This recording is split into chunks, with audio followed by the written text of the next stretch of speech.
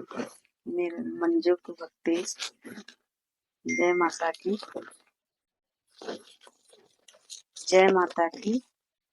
और एक गाना लेके मैं आई हूँ सोम माता की भोजपुरी में। जय माता की।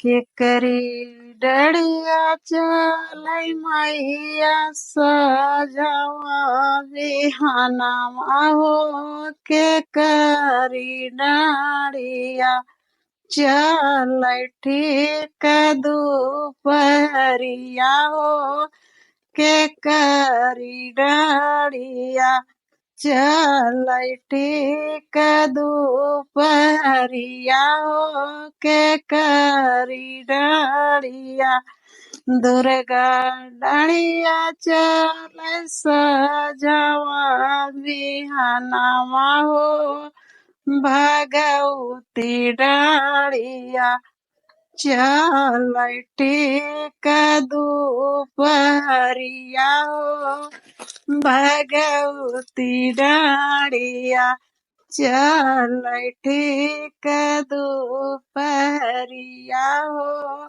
भगवती डड़िया के करी डड़िया मैया लाल हरवा हो, के करी डड़िया गहबर पियरिया हो, के करी डड़िया दुर्गा डड़िया मैया लाल ओ हरवा हो, भगवती डड़िया पियरी गहबरवा हो, भगवती डड़िया पियरी गहबरवा हो, भगवती डड़िया।